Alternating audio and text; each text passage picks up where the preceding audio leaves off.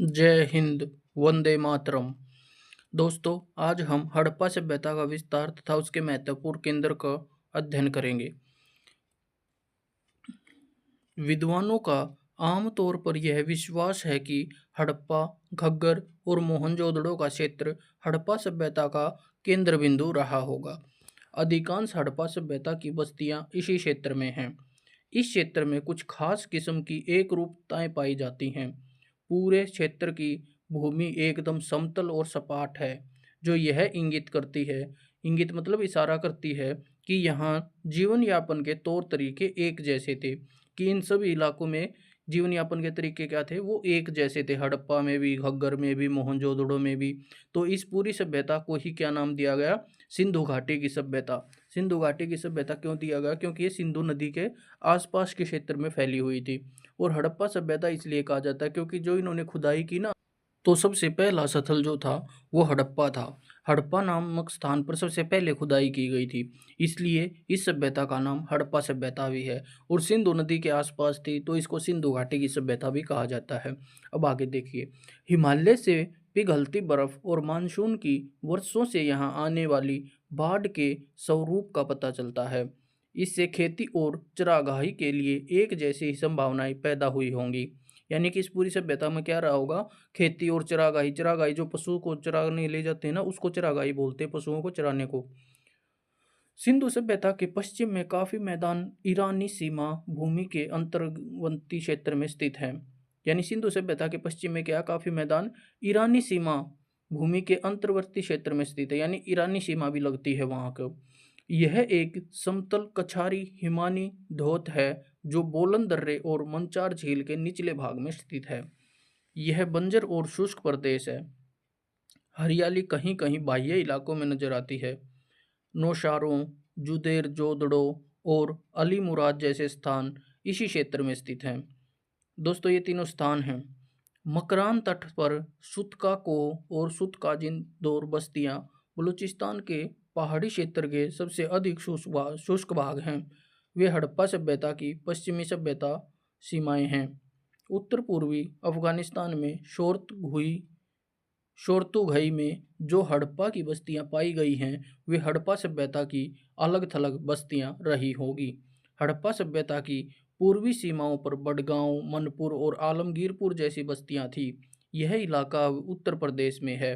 कौन सा इलाका? बडगांव, मनपुर, आलमगीरपुर, ये कहाँ पे है? अब उत्तर प्रदेश में है। गंगा दोआब में स्थित इन स्थानों में जीवन निर्वाह की व्यवस्था उनकी भौगोलिक स्थिति के अनुकूल थी। यमुना दोआब का मतलब है गन्ना और यमुना के बीच में जितना भी क्षेत्र आता है, यानी दो नदियों के बीच के स्थान को दोआब बोला जाता है। तो गंगा और यमुना दोआब इसलिए बोला जाता है, यानी एक साइड गंगा एक साइड यमुना, उनके बीच के पूरा क्षेत्र जो भी है उसको क्या बोला जाएगा? गंगा यमुना दोआब। यानी उसी के आसपास रहे होंगे लोग। इस क्षेत्र में वर्षा अधिक होती थी और यहाँ घने जंगल थे।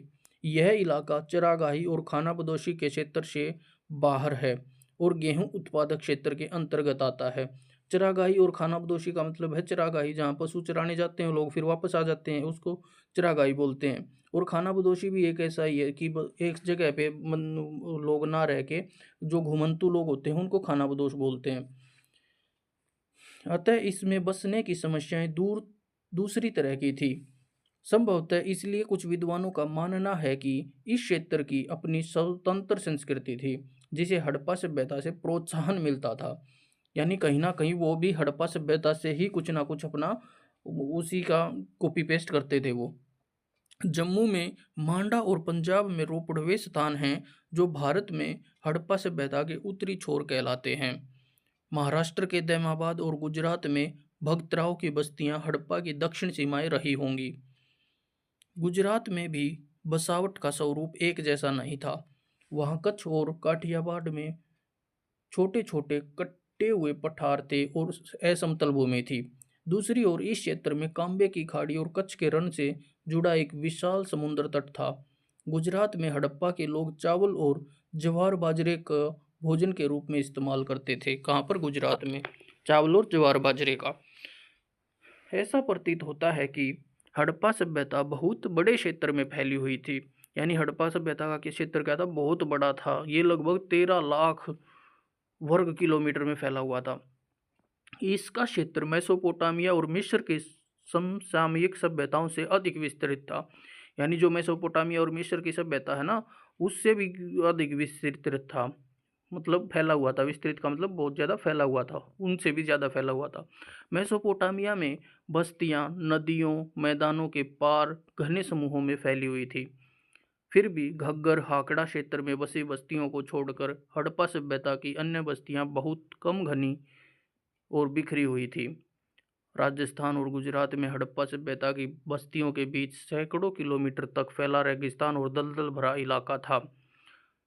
शोरतुघई का सबसे निकट का हड़प्पा पड़ोसी 300 किलोमीटर दूर था। इस इन खाली स्थानों में आदिम जातियां रहती रही होंगी, जो उस समय भी शिकार संग्रहण या चरागाही खानाबदोशी द्वारा अपना भरण पोषण कर रही थी। मतलब और भी जातियां रही होंगी वहाँ खाली स्थानों में। इस तरह इस क्षेत्र में किए गए अध्ययनों से हमें हड़प्पा सभ्यता के किसी नगर में रहने वाली जनसंख्या के आकार का पता चलता है। विद्वानों का मत है कि हड़प्पा सभ्यता के सबसे छोटे शहरों की आबादी भी बड़े से बड़े हड़प्पा सभ्यता के शहरों की आबादी से अधिक होगी। यह याद रखने योग्य बात है कि हड़प्पा काल में परिवहन का सबसे तेज रफ्तार का माध्यम बैलगाड़ी हुआ करता था। देखो दोस्तों, आज हमारे टाइम में क्या हवाई जहाज, रेल, बुलेट ट्रेन तक आ चुकी हैं, लेकिन उनका सबसे तेज माध्यम क्या हुआ करता था? बैलगाड़ी हुआ करता था। लोहे से लोग अनजान थे, लोहे का प्रयोग नहीं जानते थे, उनको पता ही नहीं था लोहा क्या होता है। हल के इस्तेमाल को क्रांतिकारी खोज समझा जाता था, क्योंकि जब उन्होंने हल का इस्तेमाल कर लिया ना, तो उसको एक क्रांतिकारी खोज समझा जाता था। पहले तो ऐसे ही मिट्टी की खुदाई करते होंगे वो हाथों से, फिर उन्होंने हल का इस्तेमाल किया, पत्थर का इस्तेमाल किया, पत्थर के हल बनाए सबसे पहले, फिर उसके बाद कहीं से उनको जानकारी मिली होगी। ऐसी पुरातन तकनीक का सहारा लेकर जो सभ्यता दूर दूर तक बिखरे क्षेत्रों को सामाजिक आर्थिक संबंध के जटिल जाल में पिरोने में सफल रही, उसके लिए उन दिनों यह एक चमत्कारी उपलब्धि थी। अब सवाल यह उठता है कि हड़प्पा के लोगों ने अफगानिस्तान में शोरतुघई या गुजरात में सुरकोटड़ा जैसे दूरवर्ती स्थानों को अपने कब्जे में लाने की कोशिश क्यों की? इस सवाल का जवाब हमें मिल सकता है यदि हम कुछ महत्वपूर्ण केंद्रों की भौगोलिक स्थिति और विशेषताओं से संबंधित विवरण की जांच करें। अब दोस्तों, हम अलग अलग अपने स्थान को पढ़ेंगे जहाँ जहाँ हड़प्पा की खुदाई हुई है, और वहाँ से हमें कैसे क्या कुछ मिला है इसके बारे में पढ़ेंगे। देखो, मैंने बताया था कि सबसे पहला जो स्थल खोजा गया था वो था हड़प्पा। हड़प्पा नामक स्थान से ही पहले क्या हुई थी? खुदाई शुरू हुई थी। अब देखते हैं इसके बारे में, पढ़ते हैं हड़प्पा क्या है। हड़प्पा पहली बस्ती थी जहां खुदाई की गई। सन 1920 से आरंभ करके आगे के वर्षों में दयाराम साहनी, एम.एस. वेंटस और मार्टिमर व्हीलर जैसे पुरातत्वविदों ने हड़प्पा में खुदाई का कार्य किया। यह बस्ती पश्चिमी पंजाब में रावी के तट पर स्थित है। इसके आकार और इधर पाई गई वस्तुओं की विविधता की दृष्टि से यह बस्ती हड़प्पा सभ्यता का प्रमुख नगर मानी जाती है। इस नगर के अवशेष लगभग 3 मील के घेरे में फैले हुए हैं, लेकिन हैरानी की बात यह है कि हड़प्पा के इधर उधर या आसपास बस्तियों का कोई नामो निशान नहीं है। हड़प्पा में जनसंख्या का एक बड़ा भाग खाद्य उत्पादन से भिन्न क्रियाकलापों में लगा हुआ था।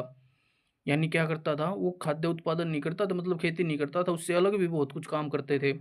ये क्रियाकलाप क्या थे? प्रशासन था, व्यापार था, कारीगरी थी और धर्म से संबंधित रहे होंगे। चूंकि ये लोग अपने लिए अन्न का उत्पादन नहीं कर रहे थे, इसलिए किसी दूसरे को उनके लिए यह कार्य करना पड़ता था। ये तो संभव सी बात है लोग दोस्तों, जैसे वो खुद उत्पादन नहीं कर रहे थे, उनको खाने के लिए कुछ ना कुछ तो चाहिए, तो उनके लिए कोई ना कहीं तो उगा ही रहा होगा। उत्पादकता कम थी और परिवहन के साधन अविकसित थे, अतः खाद्य का उत्पादन न करने वाले इन लोगों के भरण पोषण के लिए खाद्य उत्पादक क्षेत्रों से खाद्यान्न प्राप्त करने और ढोने के लिए बहुत लोगों को जुटाना पड़ता होगा। किंतु ये क्षेत्र नगर से बहुत दूर रहे होंगे, बहुत दूर नहीं होंगे। नगर से क्या होंगे? बहुत दूर नहीं होंगे, क्योंकि अनाज ढोने का काम बैलगाड़ियों और नावों द्वारा किया जाता था। कुछ विद्वानों का यह कहना है कि आस पड़ोस के गांव के लोग नदियों में बाढ़ वाले टेढ़े मेढ़े मैदानों में जगह बदल बदल कर खेती करते रहे होंगे। बदल बदल कर क्या करते रहे होंगे? खेती करते रहे होंगे। हड़प्पा की भौगोलिक स्थिति का सबसे अलग थलग होने का कारण यही बताया जा सकता है कि यह कुछ ऐसे महत्वपूर्ण व्यापार मार्गों के मध्य स्थित था जो आज तक प्रयोग में हैं। कुछ व्यापार मार्ग क्या हैं हड़प्पा के, आज भी प्रयोग में हैं। इन मार्गों ने हड़प्पा को मध्य एशिया, अफगानिस्तान और जम्मू से जोड़ा। हड़प्पा की स्थिति इसलिए उत्कृष्ट मानी जाती थी क्योंकि यहाँ दूर दूर से क्या हुई थी, आकर्षक वस्तुएं लाई जाती थी। ये था हड़प्पा। अब देखो हड़प्पा के बाद कौन सा स्थल खोजा गया था, मोहनजोदड़ो। मोहनजोदड़ो क्या है, सिंधु नदी के तट पर बसे सिंध प्रांत के लरकाना जिले में। अब ये कहाँ पे है, ये पाकिस्तान में है। अब ये स्थान लरकाना जिले में स्थित मोहनजोदड़ो को हड़प्पा सभ्यता की सबसे बड़ी बस्ती माना जाता है। इस सभ्यता की नगर योजना, गृह निर्माण, मुद्रा, मोहरें आदि के बारे में अधिकांश जानकारी मोहनजोदड़ो से प्राप्त होती है। इस जगह खुदाई का काम 1922 में आर.डी. बनर्जी ने और संजोर मालसर की देखरेख में शुरू किया गया। बाद में मैके और जॉर्ज डेल्स ने भी खुदाई की। थोड़ी थोड़ी खुदाई का काम और नक्शा तैयार करने का काम 80 के दशक तक चलता रहा। खुदाई से पता चलता है कि लोग वहां बड़े लंबे समय से तक रहे और एक ही जगह पर मकानों का निर्माण तथा पुनर्निर्माण करते रहे। इसी का परिणाम है कि इमारतों के अवशेषों और मलबे के ढेर की ऊंचाई लगभग 75 फीट है। मोहनजोदड़ो में बसावट के समय से बराबर बाढ़ आती रही। बाढ़ की वजह से वहां जलोढ़ मिट्टी इकट्ठी हो गई। सदियों से बराबर जमा होती गई गाद के कारण मोहनजोदड़ो के आसपास की भूमि की सतह लगभग 30 फुट ऊंची हो गई। भूजल तालिका का स्तर भी उनके उसके अनुरूप बढ़ता चला गया। अतः मोहनजोदड़ो में सबसे पुरानी इमारतें आजकल के मैदानी स्तर से लगभग 39 फुट नीचे पाई गई हैं। जल तालिका के चढ़ाव के कारण पुरातत्व विशेषज्ञ इन स्तरों की खुदाई नहीं कर पाए हैं। कुल कुछ स्थानों की क्या है, खुदाई भी नहीं हो पाई है क्योंकि जल तालिका के चढ़ाव के कारण, यानी वहाँ पे जल क्या है, ज़्यादा मिल गया है नीचे खुदाई करते वक्त। अब इसके बाद आता है कालीबंगन। कालीबंगन राजस्थान में है। देखो यहाँ पे क्या कुछ हुआ था। कालीबंगन की बस्ती राजस्थान में घग्गर नदी के सूखे तल के आसपास स्थित है। जैसा कि पहले बताया जा चुका है, इस क्षेत्र में हड़प्पा की बस्तियों की संख्या सबसे अधिक है। कालीबंगन की खुदाई 1960 के दशक में बी के थापर के निर्देशन में की गई थी। इस स्थान से पूर्व हड़प्पा और हड़प्पा सभ्यता की बस्तियों की मौजूदगी के प्रमाण मिले हैं। इससे पता चलता है कि पूर्व हड़प्पा और हड़प्पा सभ्यता के लोगों के बीच धार्मिक विचारों में काफ़ी अंतर था। कुछ विद्वानों का मत है कि कालीबंगन हड़प्पा सभ्यता के पूर्वी अधिकार क्षेत्र का हिस्सा रहा होगा। आज के हरियाणा, पूर्वी पंजाब और पश्चिमी उत्तर प्रदेश के क्षेत्रों में हड़प्पा युग के बाड़ा, सीसवाल और आलमगीरपुर जैसी बस्तियां पाई गई हैं। यहाँ हड़प्पा काल के मिट्टी के बर्तनों के साथ साथ कुछ ऐसे प्रमाण में मिलते हैं जिनसे पता चलता है कि मिट्टी के बर्तन बनाने में इन बस्तियों की अपनी अलग परंपराएं भी मौजूद थी। ऐसा प्रतीत होता है कि हड़प्पा सांस्कृतिक क्षेत्र और पूर्वी प्रांतों के बीच कालीबंगन की स्थिति एक मध्यस्थ की रही होगी, यानी कि इसका काम किया होगा, इन्होंने बिचौलेपन का कार्य किया होगा। राजस्थान में है कालीबंगन। दोस्तों ये क्वेश्चन आपके मैप के लिए भी इम्पोर्टेंट है, इसलिए आपको ये पता होना चाहिए कौन सी जगह कहाँ पे है, और एक बार मैप को भी आप देख लेना। इसके बाद आता है लोथल। लोथल है गुजरात में।